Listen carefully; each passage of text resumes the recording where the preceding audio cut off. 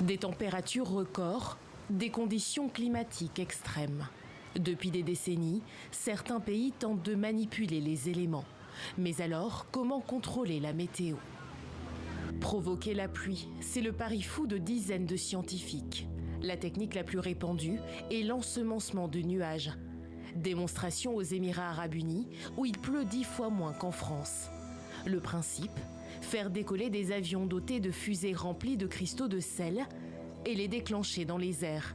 Par un processus physique de condensation, les gouttes tombent au bout de quelques minutes.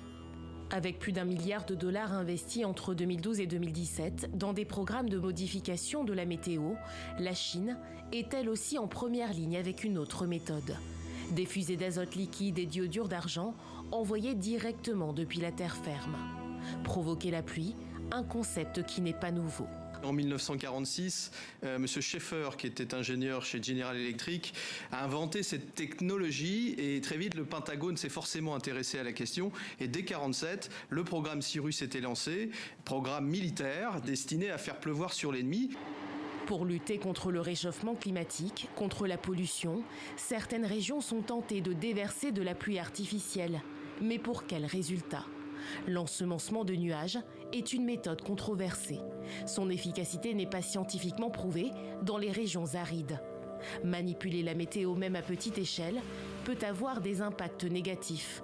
Inondations et pollution des sols.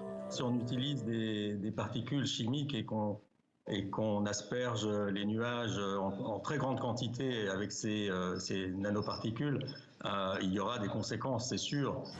Maîtriser la pluie, la foudre ou encore climatiser les rues, la recherche ouvre le champ des possibles, comme un aveu d'échec dans la lutte contre le réchauffement climatique.